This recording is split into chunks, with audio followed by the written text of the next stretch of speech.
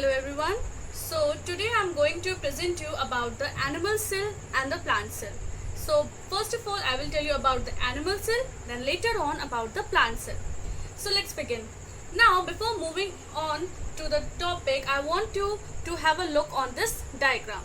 So can you see all the things in the diagram and you can relate it with the eukaryotic cells?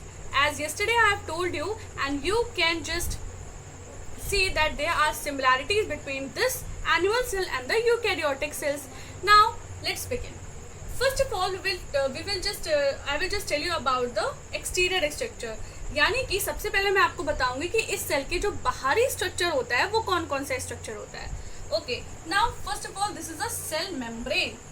जैसे कि हम देख सकते हैं ये हमारा सेल है और इसकी जो सबसे बाहर की कवरिंग होती है उसे हम क्या कहते हैं? Cell membrane, which is found in the plant cell as well, but there is one difference that there is a cell wall also. लेकिन यहाँ पे हमें cell wall नहीं मिल रही है. Okay, now moving on to the next, that is the interior structure. यानी कि अब हम इसके अंदर की स्ट्रक्चर की बात करें तो इसके अंदर की स्ट्रक्चर में हमें क्या क्या चीजें मिलती हैं. सबसे पहले हम बात करते हैं एंडोप्लाज्मिक रेक्टिकुलम. तो यहाँ पे दो तरीके के एंडोप्लाज्मिक रेक्टिकुलम मिलते हैं हमें. एक मिलता है हमें स्मूथ, जैसे कि आप देख सकते हो, और एक मिलता है हमें रफ एंडोप्लाज्मिक रेक्टिकुलम में आप देख सकते हो कि उस पर रेड कलर के डॉट्स बना के रखे हैं मैंने, just to show you that this is a rough endoplasmic reticulum. Okay, now centrioles, these two are the centrioles. तो ये हमारे कौन से हो गए? इंटीरियर स्ट्रक्चर्स हो गए. Now ribosomes, these are the ribosomes. So we have just learned about the exterior structure, which is the cell membrane, interior structure, which is the endoplasmic reticulum, centrioles and the ribosomes. Now let's move on to the organelles. अब इसमें क्या क्या आता है? इसमें हमारा आता है न्यूक्लियोलस और न्यूक्लियस. जो न्यूक्लियोलस होता है हमारा न्यूक्लियस के अंदर हमें मिलता है. ओके, और हमें क्या मिलता है? Mitochondria. So I want to ask you that anybody knows what is the work of the mitochondria? So if you know, please comment me below. Okay, so these are the organelles which is found in the animal cell. Now let's move on to the plant cell and we will see that what are the basic difference between them.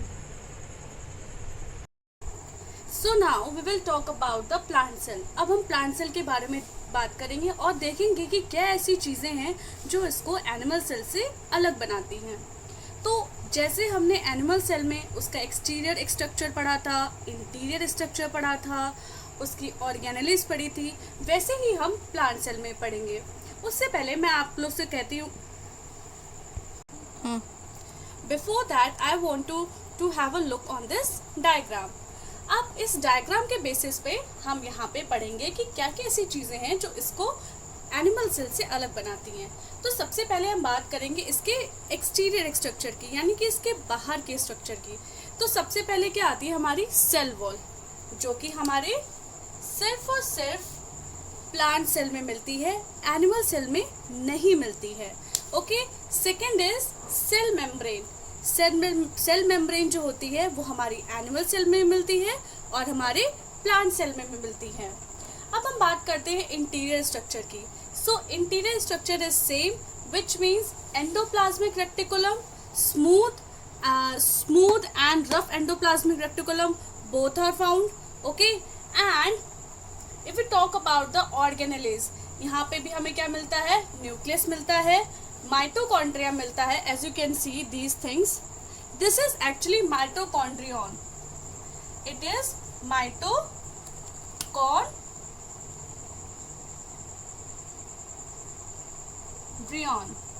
Okay, and the next is chloroplast. As you can see these are the chloroplast which are only found in plant cell. क्योंकि हमें पता है कि plant क्या होता है, plant में green pigment होता है जिससे हम क्या कहते हैं? क्लोरोफिल कहते हैं. और वो सिर्फ ग्रीन पिगमेंट जो क्लोरोफिल है वो हमारा किस में पाया जाता है? प्लांट में पाया जाता है. तो इस वजह से एक तो हमारी सेल वॉल और दूसरा हमारा क्लोरोप्लास्ट, ये हमारी मेन चीज़ है जो कि प्लांट सेल और एनिमल सेल को क्या करती हैं? एक दूसरे से अलग करती हैं. ओके, सो नाउ अब मैं प्लांट सेल और एनिमल सेल को समराइज करके आपको बताती हूँ कि क्या क्या मेन चीज़ें हैं जो इन दोनों को एक दूसरे से अलग करती है। So number 1 is cell wall is absent and cell wall is present, which means कि एनिमल सेल में क्या होती है, सेल वॉल नहीं पाई जाती है और प्लांट सेल में सेल वॉल पाई जाती है। Number 2 is cell membrane is present, cell membrane is present। अब दोनों में हमारी क्या होती है, सेल मेम्ब्रेन तो होती है लेकिन सेल वॉल सिर्फ और सिर्फ प्लांट सेल में होती है। Chloroplast is absent and chloroplast is present. So this is also now difference कि क्लोरोप्लास्ट जो होता है वो हमारा सिर्फ और सिर्फ प्लांट सेल में मिलता है, एनिमल सेल में नहीं मिलता है। वैक्यूल इज एब्सेंट और स्मॉल वैक्यूल इज लार्ज। सो जब आप मेरी वीडियो देखोगे तो उसमें आप दोनों डायग्राम्स में देखोगे कि सिर्फ और सिर्फ प्लांट सेल में मैंने बड़ा सा बीच में वैक्यूल बना के रखा था और एनिमल सेल में वो नहीं था। इफ़ इन केस अगर एनिमल सेल में होते भी हैं तो वो बहुत ही छोटे होते हैं, बट प्लांट सेल में हमेशा वैक्यूल क्या होते हैं, बहुत ही ज़्यादा बड़े होते हैं। So I hope you like it and I hope कि आपको समझ में आया होगा। So if you like it please tell me and thank you so much.